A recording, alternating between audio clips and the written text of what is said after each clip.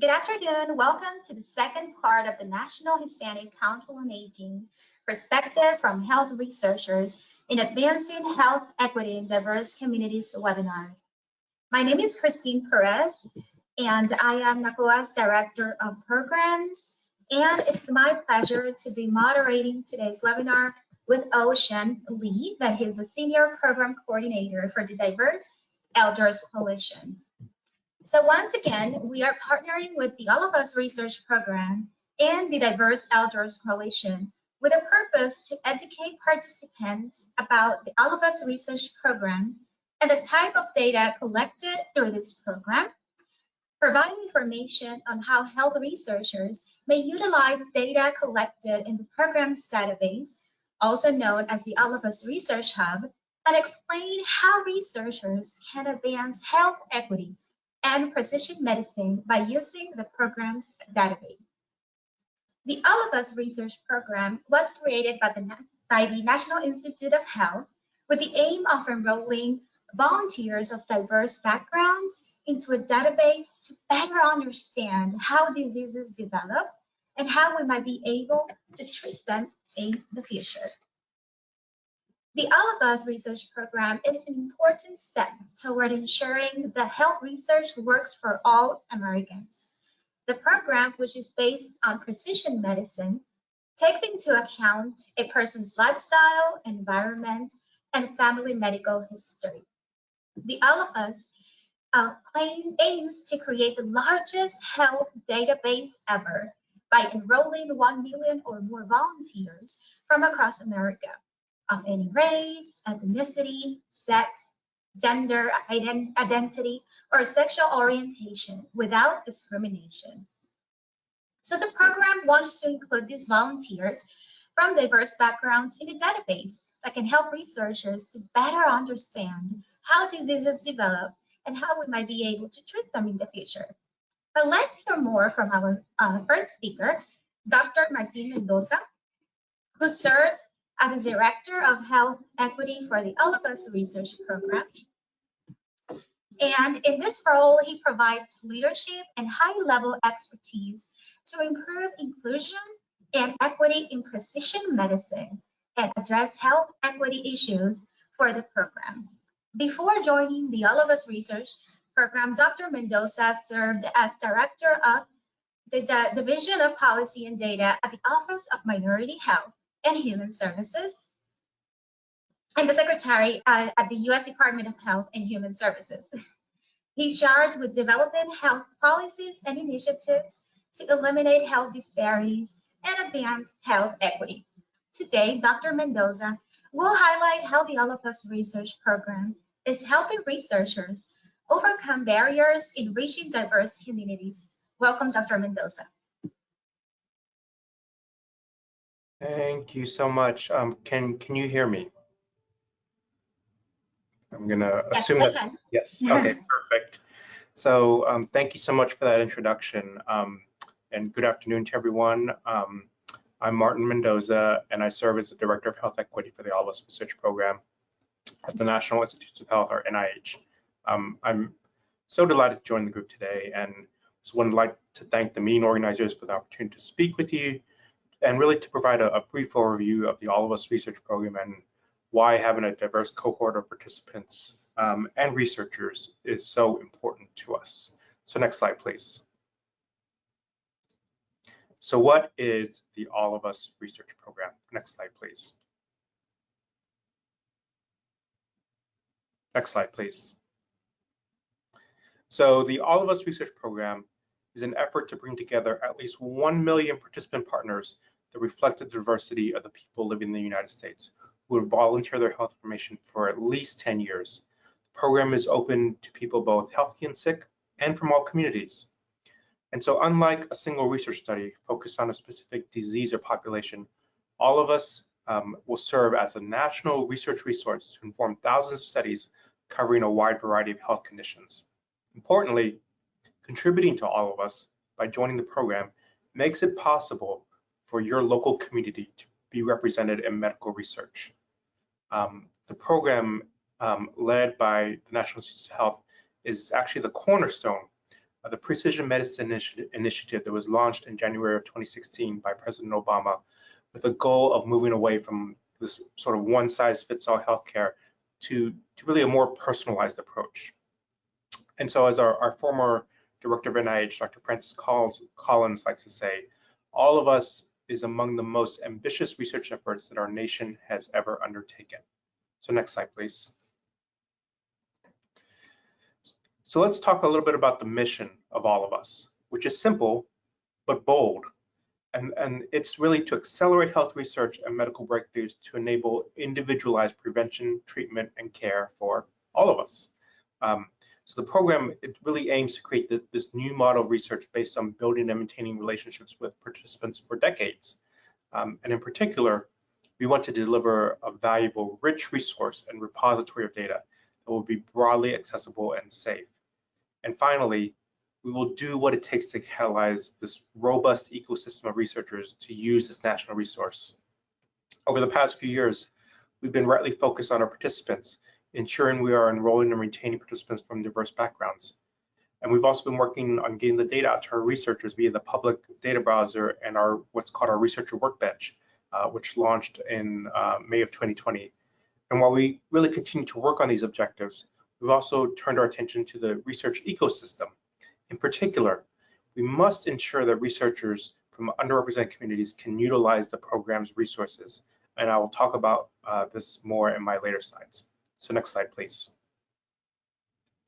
And so to dive into the program a little more, as I mentioned earlier, too often healthcare is sort of this one size fits all.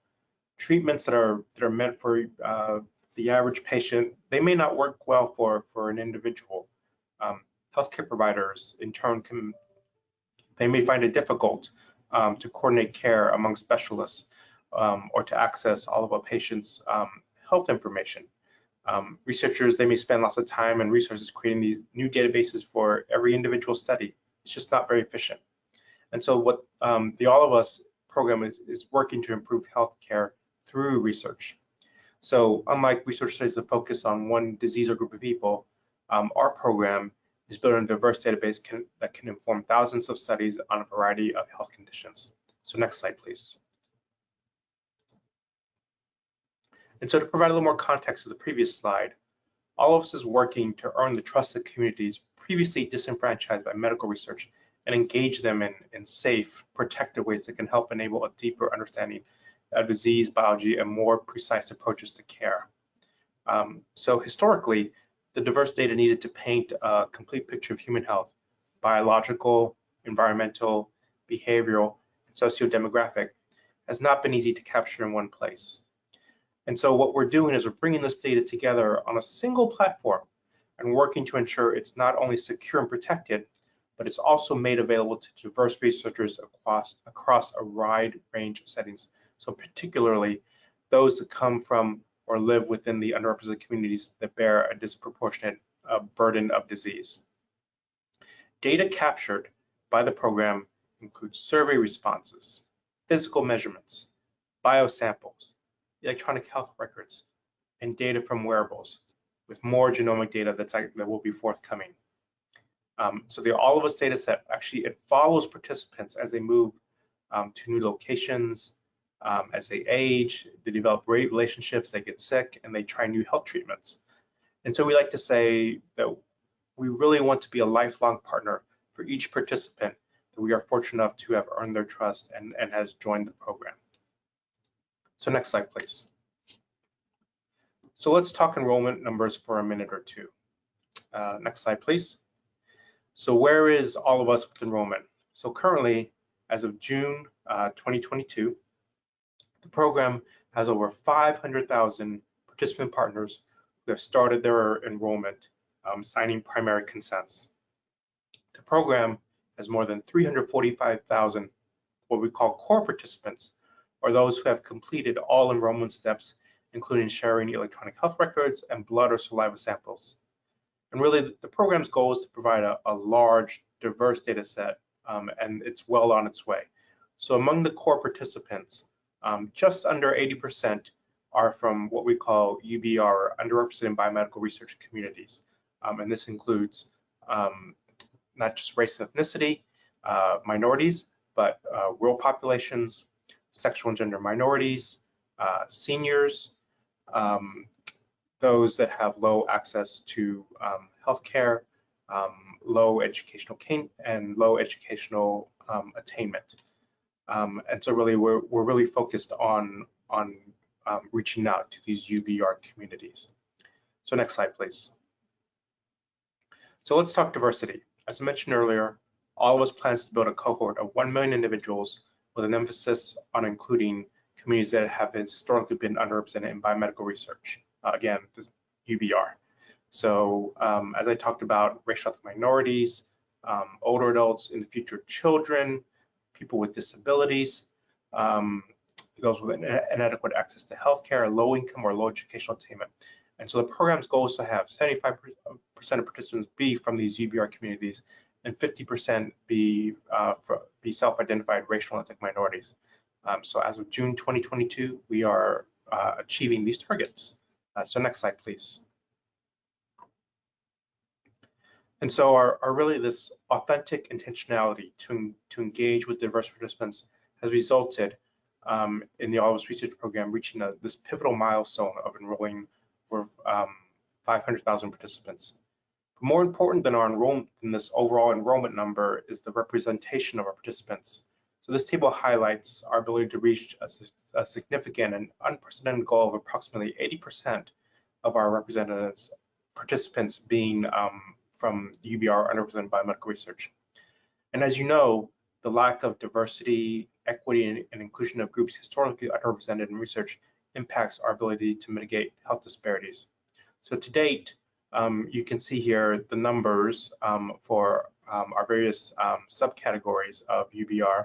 So you can see our racial ethnic self-identified minorities at just under 50%, those with disability at 9%, sexual gender minorities, at 13%.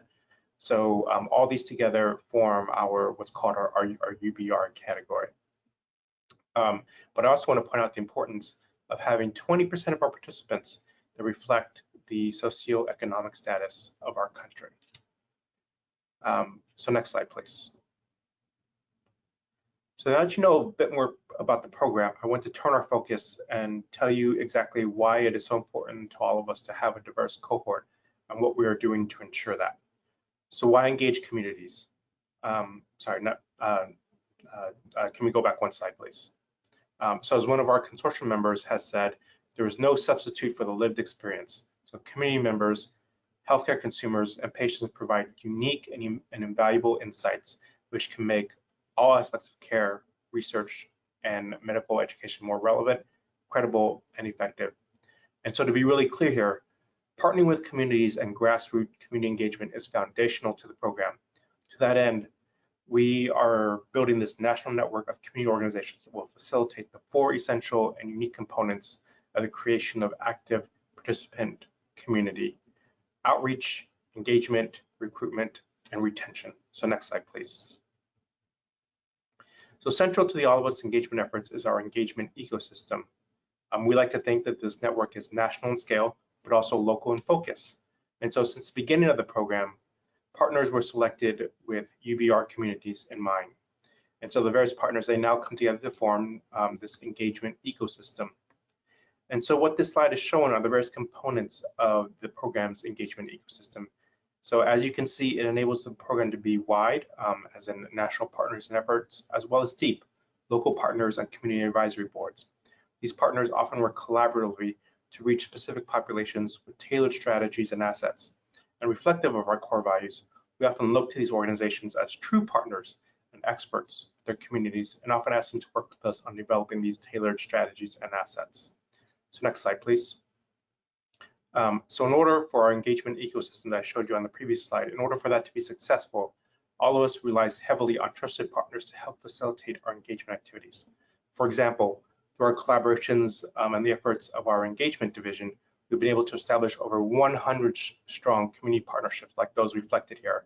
Our partnerships like those with the American Association for Health and Disability and the mobile engagement asset, our traveling mobile exhibit, which you can see in the middle at the top of the slide, have allowed us to connect to the disability community. and through partnerships with the National Baptist Convention USA, we were able to leverage the togetherness of the Black faith-based community. So next slide, please. So here's just a slide showing our network of trusted community partners. Next slide, please. And so what you saw on the last slide were our community partners, and which are so critical to our engagement efforts. This slide is meant to illustrate the many, many additional partners who make this program possible, which we refer to as our consortium members. So next slide, please. So now I want to shift gears a bit and talk about something that is just as important as our participant partners, and that's the All of Us Researcher Cohort. So I've shared with you our commitment to engage in enrolling diverse participants and why that is so critical to the success of the program. But equally important are researchers and diversity of that group, because without them, it will not be possible to translate all that valuable data from our participant partners into biomedical research progress. So next slide, please. So as I mentioned on the previous slide, I shared with you our commitment to engaging our diverse participants. But equally important are our researchers and the diversity of that group. And so we want to engage these diverse communities not only as participants but as researchers who are on our data platform, bringing in perspectives informed by a broad range of expertise and experiences. So having that diversity of researchers allows for fresh, creative perspectives and questions to be asked with hopefully innovative research outcomes to follow. And in line with that commitment comes our dedication to establishing equitable access for researchers from many types of institutions and organizations, but especially those from MSIs, HBCUs, tribal colleges and universities, HSIs, etc. So next slide, please. And so here's a peek at our researcher workbench, where once someone is approved to get access, you can create a workspace, add notebooks, take trainings, and much more. So researchers on our workbench are engaged in a multitude of different topic areas, from oncology to neuroscience to health disparities. Nearly every major disease area is represented within the workbench. And for those of you in the audience that are researchers, one exciting recent development involving the workbench is our recent release of 100,000 whole genome sequences into the workbench, with 50% of those genomes being from self-identified racial, ethnic, minority individuals, which is, if you think about it, it's really astounding, because as most other genome sequences out there are from those of European ancestry. And so really big picture, we have over 1,800 active projects with over 2,300 registered researchers currently on our researcher workbench, many of which list a MSI as their home institution that you can see here on the right-hand side. So next slide, please. So if you are interested, so if you're a researcher and are interested in gaining access to the workbench, or just to get more information about our data and tools, I highly encourage you to subscribe to our Research Roundup newsletter and visit researchallofus.org and consider joining our workbench. So next slide, please. So again, thank you for taking the time to join today's webinar highlighting this important program. Please feel free to reach out with any questions about the program. You know, we are excited about the promise of this program. I'm very much looking forward to staying in touch with you as we move forward with the program and the advancements that come from it. Thanks again, and I'm happy to take any questions. Thank you, Dr. Mendoza, for your presentation. So again, for our attendees, if you have any questions for our panelists, please type them in the chat box and we will address as many of your questions as possible during our question and answer session which will be moderated by Ocean. So recently, the program launched its research hub, which matches a broad research community with a diverse set of research participants. Its goal is to advance precision medicine research and fuel new insights into human health. The All of Us Research Hub stores health data from a diverse group of participants from across the United States. Registered researchers can access All of Us data and tools to conduct studies to help improve our understanding of human health. It also provides an interactive data browser where anyone can learn about the type and quantity of data that all of us collect. So let's welcome our next panelist, Dr. Kitiana Linier. She's a scientist who has studied breast and prostate cancer for nearly 20 years. She has published in the field and received federal and state funds in her work to better understand factors that promote metastases of breast and prostate cancer in Black and Brown communities. She is the principal investigator for the Us Research Program at Xavier University of Louisiana. Her goal is to educate that community in precision medicine in the effort to make strides to improve the health of minority populations and contribute to eliminating health disparities by contributing to developing a diverse workforce to help address these questions through research and influencing policy changes. So today, Dr. Linier will speak about the health researcher experience in using the All of Us Research Hub and its benefits. So welcome, Dr. Linier. Thank you so much, Christine, to you and to the organizers and the National Hispanic Council on Aging. It is my pleasure to be with you this afternoon and to, as I share this platform with my colleague who spoke before me, I bid you all good afternoon. And as it's been said, I am Dr. Kitiana Linier, and I bring you greetings from Xavier University of Louisiana, where I'm an associate professor, and also I'm affiliated with the Seven Star Academy Incorporated, which is a nonprofit located in New Orleans as well. So that said, I wanted to share my perspective from that of a health researcher experience using the All of Us Researcher Workbench and its benefits. As I think about it, and I look at this program. I'm a huge advocate of the All of Us Research Program, looking at it from a variety of lenses. And I often share with people that I have been involved with the All of Us Research Program since its Big Brother program, also known as the Human Genome Research Project. So Dr. Collins, I was a graduate student when that work was done. And so to see the evolution of the All of Us Research Program and the promise of precision medicine for everyone, it is with excitement and my pleasure that I speak with you this afternoon. Next slide, please. And really, I want to talk about first, and it was mentioned that there is this research asset that is being built, and that is absolutely correct. So as a researcher, as a one who has a registered workbench, I want to share with you just a little bit. I'm sure we're already clear on what the research asset offers to us, but there are two phases of the data.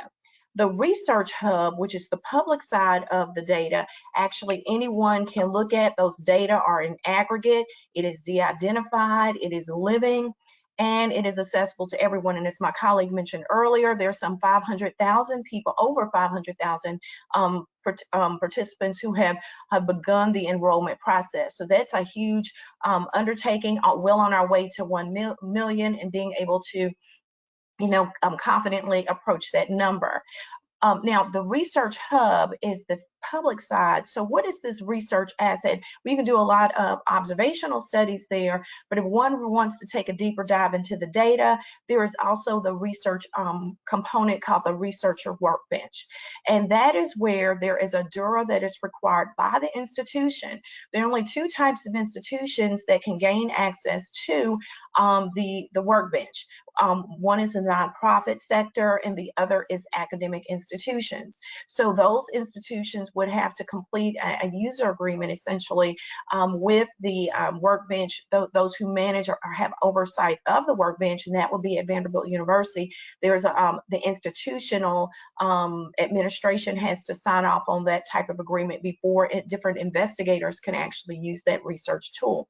Once the institution has signed off, then individual investigators can actually sign up, and it's not as simple as just like clicking a couple of buttons.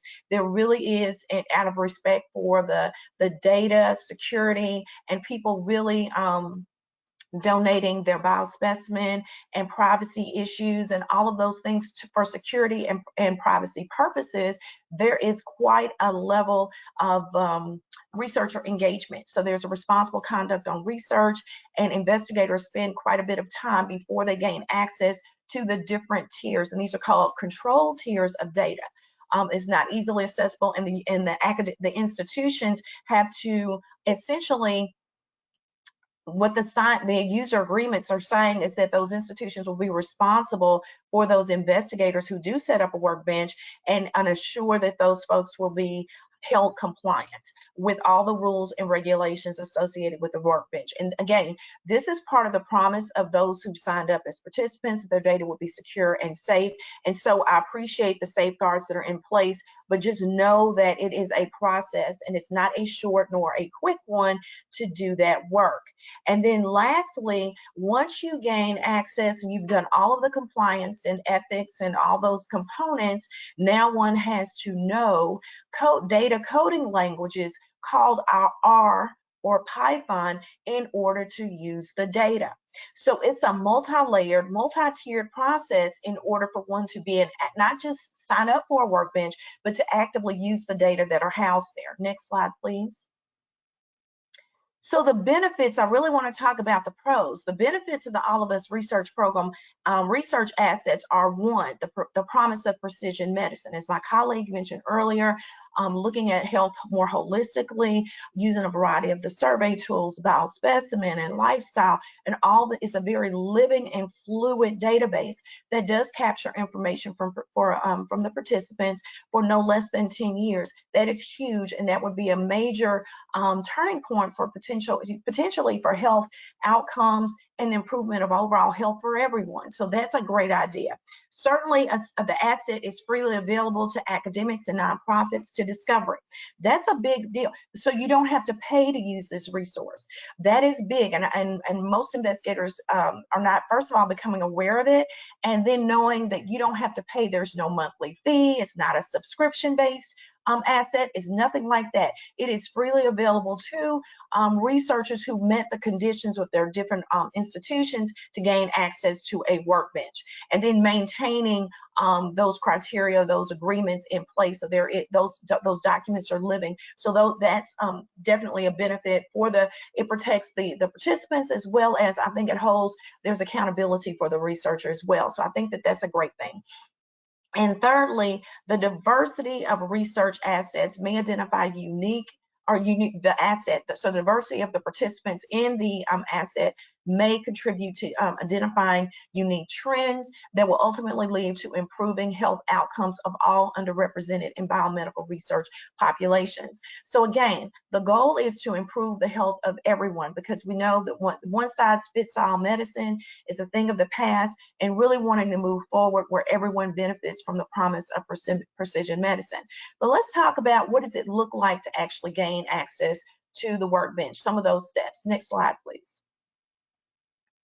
So who are the data scientists using the workbench? Well, most of the scientists using the workbench that I've spoken, most of myself included. So I am not a computer, I'm not a data scientist. I'm not a computer, that's not my background. I'm a life scientist, as many of my colleagues are.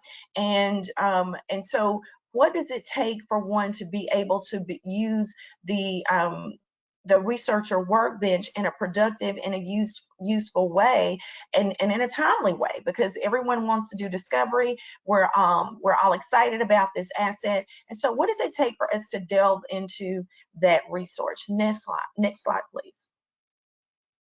Well, let's take a snapshot and look at who are the data scientists. So of the data scientists in the United States, and this is as of 2019, so that was the most recent data that I was able to find, we find that by ethnicity or race, whites are 66% of the workforce for data scientists, followed by Asian Americans at 25%.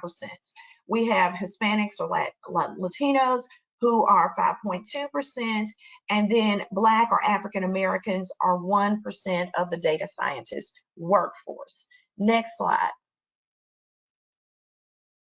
So it brought to my attention when I began to look for, because as a researcher, you look for collaborators, you're looking for trainers, and as the principal investigator of the All of Us Research Program called Xavier Heals in the Community, at Xavier University of Louisiana. I'm the principal investigator of the Us Research Program.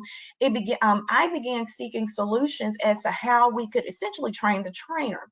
And in that effort, in seeking data scientists to do that work, it really to train and to work with our faculty and students on our campus, it really became more of a challenge than I realized.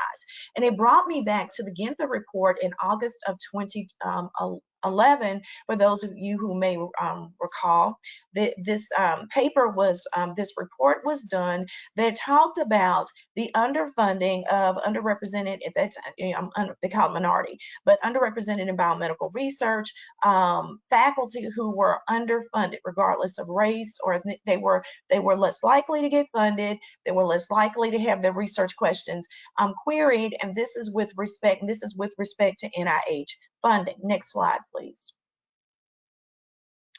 And then the NIH, and this data comes from 2021, where the NIH put out the amount of money that it gives of the NIH scientific workforce, diversity actions in progress, as far as narrowing the gap in funding, where this is an NIH report that indicates that less than 3% of the funding went to address health disparities and minority investigators. So less than 3% of that money, and we have 5% for certain populations. But all in all, health disparities and underrepresented in biomedical research researchers were underfunded relative to their Caucasian and Asian counterparts. Next slide. And here, the NIH reports, and there's an initiative called Unite to begin to descaffold systemic racism, where they are trying to change certain practices to improve funding to address or better address health disparities as it relates to underrepresented in biomedical research populations. So here we see the funding trends for health disparities research in various diseases. There was a slight increase in the years about 2021 through 2022. So you see that the far right, the yellow line at the end of this this graph indicates that there's slight improvement in funding. Next slide. And so why do we bring that up? Because in order to be effective, our data shows us and best practices tell us that if we want to really get to uncovering some of and addressing some of these health disparities and health inequities, best practices say that we need a diverse workforce. Well, let's see about pay. When we speak to how does pay and money in the field, is a career as a data scientist a good one? So here we're looking at what typically what data scientists earn. We see that, well, men earn about almost $106,000 per year. Women earn about 92% on the dollar, just at $98,000 a year. So there's an opportunity for a good living. So one can actually sustain. So there has to be equity in not just reaching the workbench, but we also have to have a trained workforce, because these are the people that we actually need to help do the work, address those research queries, and answer those research questions that are burning on our hearts to help address these health inequities and gaps in overall health outcomes that we see in our various communities. Next slide. So, and this comes from the NIH website, and I'll read this quote from Dr. Collins, and I think I have a very high opinion of him, and it reads, "To those individuals in the biomedical research enterprise who have endured disadvantages due to structural racism, I'm truly sorry. The NIH is committed to instituting new ways to support diversity, equity, and inclusion, and identifying and dismantling any policies and practices at our own agency that may harm our workforce and our science." And that comes directly from him. Next slide. So our call to action. Why is this important? Diversifying the data science workforce to become engaged, included, and a funded member of the research enterprise. It is absolutely imperative if we are going to address health inequities and health disparities and have meaningful outcomes. We must not just, it's not enough to just set up a workbench. We also have to have data scientists, and as well as trained, more traditionally trained scientists, to actually be available and have the tools that they need to research, to use the workbench. To date, one of the major barriers is R and Python. Most life scientists don't know these data coding languages, and have to either, you're outsourcing, so you're having to gather and to find these people. Thank you. You're having to outsource this as a resource to train the trainers to be able to prepare. In my case, faculty at Xavier, as well as other HBCUs, as well as our students. So it has been that has been a major barrier for us, and we've come up with some strategies to reach that. Next slide. We have a call to action. So in opportunities for the All of Us research program and NIH to demonstrate inclusive excellence, it has to be a multi-tiered approach. It seems that it's not going to be enough to just have researchers sign up for a workbench. We have to also train the future generations in how to use R and Python and the coding. We now see, just in a snapshot, we're able to determine that that it is that as far as equity and income, one could have a very good living when you're talking about being able to support oneself. But even now, as we're outsourcing and having to do that work, we having the resources to compensate people a fair and equitable wage, because we see that the field is filled with them, with big data on the rise. As I don't know if we're post-COVID, but still kind of COVID or hybrid, whatever we want to call that. There's been an evolution in data science and a lot of platform programming. That said, it's a lot of competition in the field to find data scientists. So with intentionality, we have to reach out and do that. And we have to start at the high school level and have those programs, these pipelines, to bridge into the undergraduate and the graduate and professional schools, to really capture young people early, where we can engage them and they can build careers in data science. We have to have that if we want to build something that is sustainable, and we must engage. We have to resource our HBCUs and other minority serving institutions with the resources, that is dollars and training, those things, to be able to build in the sustainability. So it's great to have these things, but is it sustainable? That's a great question. Next slide, please. I call it return on truly investing, or ROTI, or ROTI. Exposure to careers early in biomedical, behavioral, and computational mathematical sciences early. Again, these pipelines are absolutely essential, and this opportunity to provide meaningful contributions to scientific discovery. There is a difference in using the research hub versus the workbench. Observation is great using the research hub, that is the public facing side or aggregate data. But if we're going to do discovery requires that we be equipped to use the workbench efficiently and effectively, and having enough UBR, and I underscore UBR trainers to be participatory in that effort. That is absolutely essential. When we're training people, everybody needs to see someone that looks like them. We already know that there are improved health outcomes when you have providers that look like the patients, and we're able to segue and put those, diminish those barriers. That the data already tells us that, and this would likely be no different. Also, building wealth in UBR communities. As we said, these are not wage types of jobs. These are salaried jobs that start at a nice pay line and offer people who engage in these, who are professional data scientists, really sustainability in their livelihood and their careers, and also to contribute in a meaningful way to the research enterprise, thereby closing the gap in health inequities. Next slide. And so at this point, I will pause there and thank you all for your time and listening, and happy to entertain any questions. Thank you, Dr. Lemia.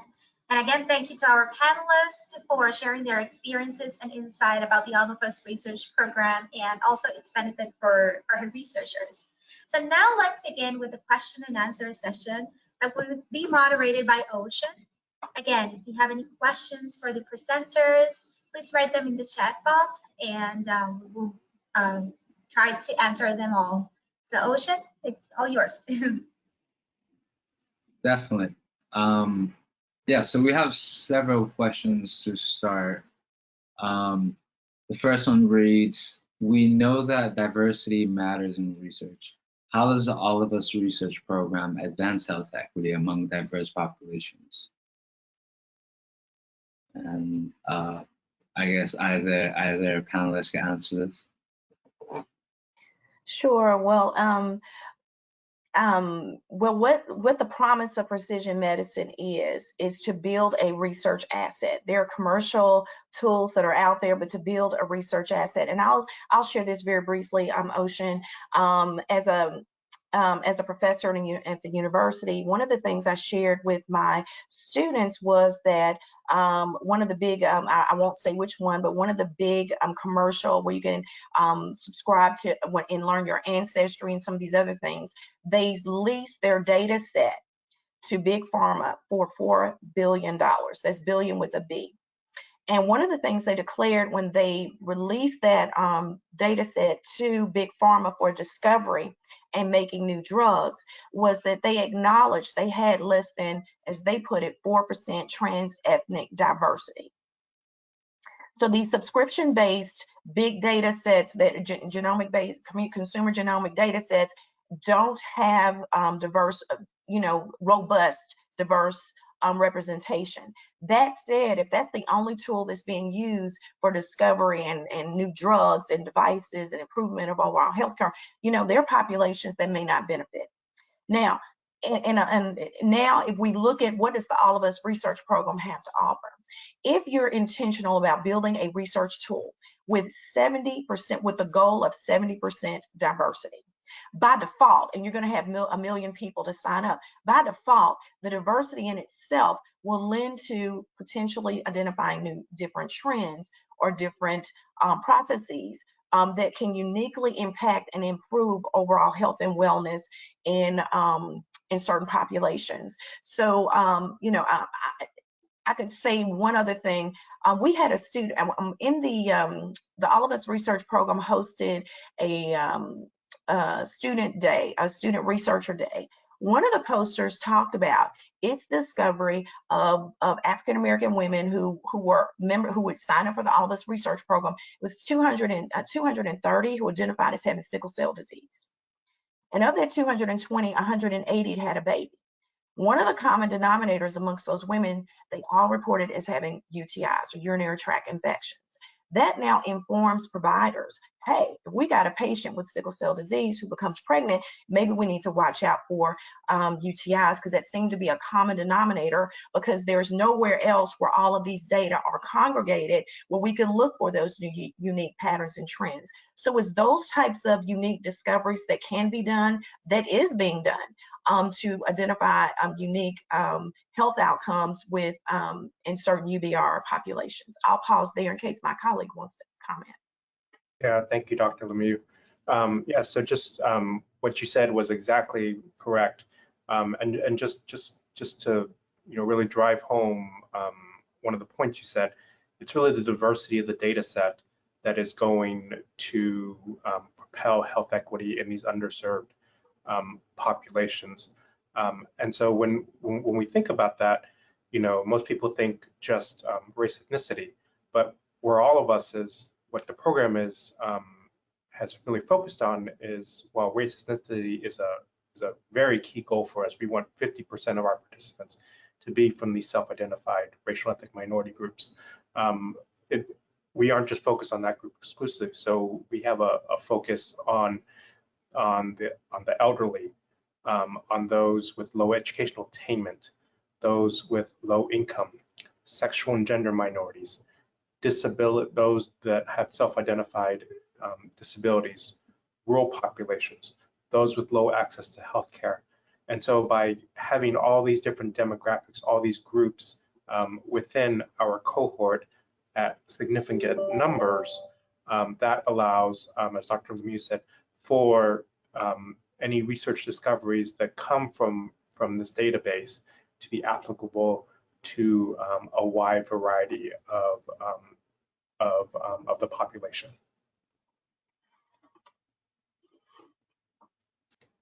Thank you, Dr. Lemieux. Thank you, Dr. Mendoza, for chiming in. I think that really touches to the point on why the importance of the All of Us Research Program and other programs out there that are perhaps doing similar work. We have another question. This one is both a compliment to both the panelists today and a question, so it's kind of long, but it reads, thank you so much for the fantastic presentation. How do you recommend aspiring public health data scientists become more involved in this work now, in the absence of more robust pipelines to research careers? I'm a native Hawaiian Master of Public Health student with a year of experience in R, but I feel like I keep being told there aren't many research opportunities available for non-PhD students. I know that was long-winded, so let me know if you need me to read that again, but the floor is yours. Not at all. Thank you for that. And kudos to that student who's out there. I want to encourage you to stay the course. There are jobs waiting for you. As a matter of fact, the trainers that we're currently working with, some of them have masters in, they're either actuarial sciences or data science, but this the master's level. I've only worked with one that has a doctorate in the field, but has what I'm finding is these people are they're very skilled, they're very competitive, and they have a variety of options. And so, you know, I would love to connect with this person. And if you are, you know, just to kind of give some ideas, but absolutely in the space of the All of Us Research Program, there's a challenge. As I mentioned, the diversity of data sciences is very limited. It's less than 10%. And so relative to how the NIH defines underrepresented in biomedical research. So I want to give that caveat. As I shared the slide earlier, so there's room. There's room, if you were to ask me, for them to do this work. And certainly big data is the driver in the field. So I would just encourage you to look, you know, cast your net a little wider.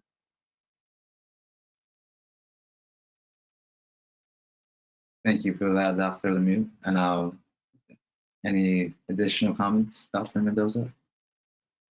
You know, I think Dr. Lemieux, you know, pretty much nailed it. You know, continue to stay the course and really, you know, build your network, because I think the skill set you're developing is really highly valuable, you know, in the workforce. And so I think, you know, if you can stay the course, I think you're going to be pleasantly surprised with the opportunities that await you after graduation. Thank you. Thank you to the both of you. And the shares will be the slides will be shared afterwards, I think. So yeah, their contact information will be on that if you want to reach out. But going on to our next question, how long is the process for a health researcher to apply and to utilize the All of Us Research database and workbench? Okay, so I'll say relative to so the first step is the institution has to sign the DURA. So that's number one. And so each institution is going to be a little bit different, identifying who that person might be. But once the DURA is in place, that is absolutely essential. That must happen in order to set up a workbench. Then the researchers should set aside no less than 2 consecutive hours to be able to set up the workbench. And then there's a series of videos one has to watch. There's a series of things that you have to read and consent to as far as responsible conduct of research. So I would say somewhere between 2 and 3 hours from start to finish. That's what it's taken most of my colleagues and me before you gain access to any of the data on the workbench. Yep. That's exactly right, Dr. Lemieux. That DURA is the first critical step. So if you're a researcher and your organization already has one in place, the subsequent steps shouldn't take you long at all. But we do put those steps in there to ensure that folks understand what they're getting themselves into, and that we are communicating our expectations and our core values of the program to the researchers. Thank you, Dr. Mendoza. Thank you, Dr. Lemieux. This next question, it may have been answered in the presentation, but I'm going to ask anyway because I feel like people need a refresher, perhaps. Why is it important for health researchers to know about the All of Us Research Program database? What are the requisites for researchers to access this important database? Yeah, so I'll take a stab at that. Dr. Lemieux already provided the answer in her presentation, but researchers, in order to access it, they must be from a U.S.-based academic, nonprofit, and/or healthcare organization that have a data use agreement in place so they can register to use Workbench. And so we really try to actively engage researchers from diverse backgrounds, and so this includes our racial ethnic minority researchers, researchers from HBCUs, HSIs, trainees, students, and early career researchers.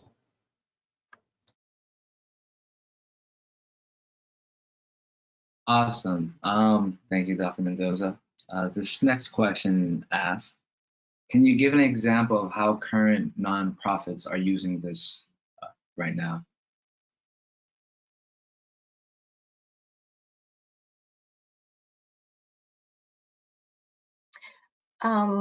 One of the ways that there was a citation. I didn't see the nonprofit itself actually doing this work, but work that had been done by the nonprofit, and I think it was American Heart, where there was a study based on baselines with respect to overall heart health. There was a publication using the All of Us research data set to confirm, essentially to validate, if you will, the research tool that had been developed by American Heart Association. So I've seen it in that respect. Off the top of my head, there are a number of professional organizations that are involved and that are actually reporting using, as far as them reporting and researchers from different professional organizations that have been using the data set. But the first one that comes to my mind is the American Public Health Association. I know that they had an interest in using big data. They are, by training, many of them biostatisticians or have a strong background in biostats and using SAS and other software packages, and that has been part of the conversation there. So yes, there have been some incidences of them using the research asset.